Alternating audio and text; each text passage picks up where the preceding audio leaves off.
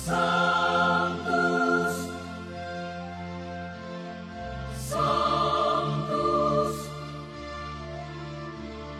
Sanctus Dominus Deus Sabaoth.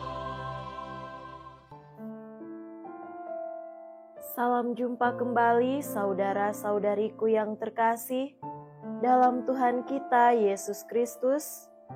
Salam sejahtera untuk kita semua.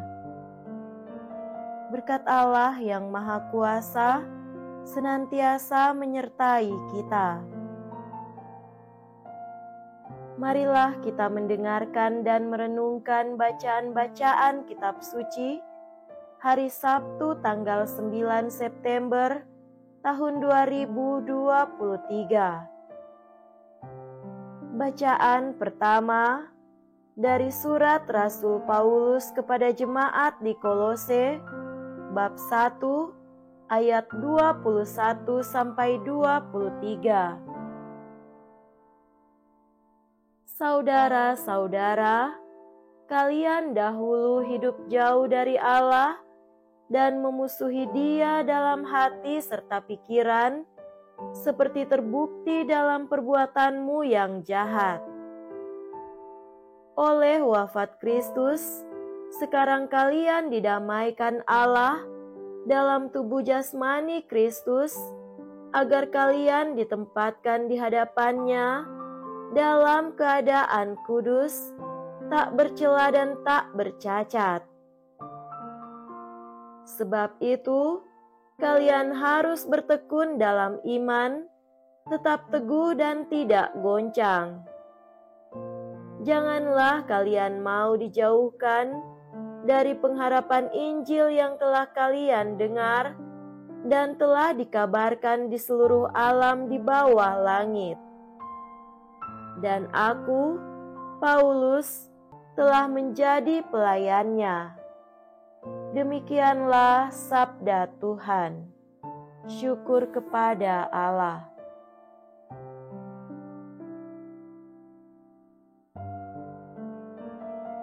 Semoga Tuhan beserta kita sekarang dan selama-lamanya. Inilah Injil suci menurut Lukas. Dimuliakanlah Tuhan. Injil Lukas bab 6 ayat 1 sampai 5. Pada suatu hari Sabat, Yesus dan murid-muridnya berjalan di ladang gandum. Para murid memetik bulir-bulir gandum, menggisarnya dengan tangan lalu memakannya. Tetapi beberapa orang Farisi berkata, "Mengapa kalian melakukan sesuatu yang tidak diperbolehkan pada hari Sabat?" Maka Yesus menjawab, "Tidakkah kalian baca apa yang dilakukan Daud ketika ia dan para pengikutnya lapar? Ia masuk ke dalam rumah Allah dan mengambil roti sajian. Roti itu dimakannya dan diberikannya kepada para pengikutnya. Padahal roti itu tidak boleh dimakan kecuali oleh para imam." Dan Yesus berkata lagi, "Anak manusia adalah Tuhan atas hari Sabat." Demikianlah sabda Tuhan. Terpujilah Kristus.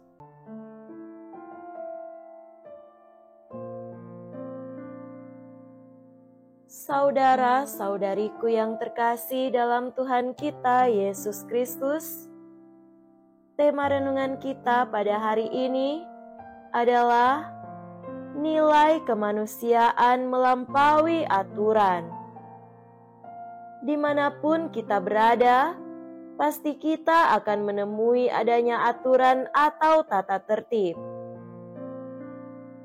Aturan itu ada di mana saja, entah di sekolah, tempat kerja, tempat ibadah, atau mungkin di rumah kita masing-masing. Aturan dan tata tertib itu dibuat agar menjamin segala sesuatu berjalan dengan baik dan lancar, tidak ada yang dirugikan, atau pekerjaan bisa maksimal.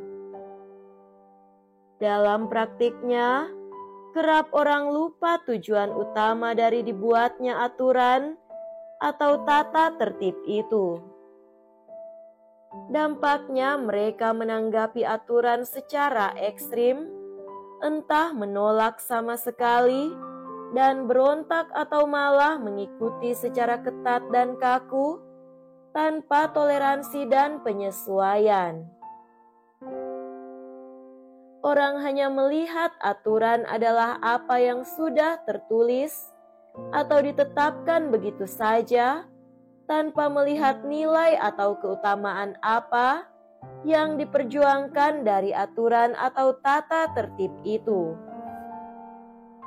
Saudara terkasih, dalam Injil hari ini, Yesus dan para murid-Nya ditegur oleh sejumlah orang Farisi sebab dianggap melanggar aturan hari Sabat.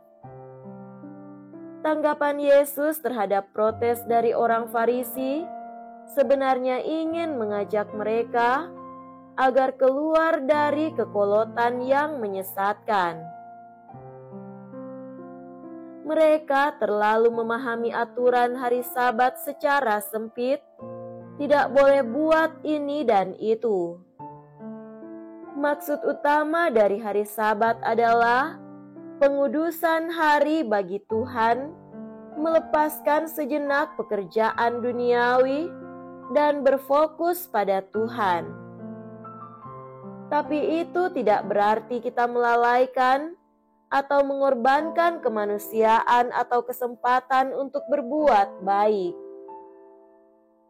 Hari Sabat seharusnya menjadi saat orang-orang mengungkapkan cintanya, baik kepada Tuhan maupun kepada sesama manusia.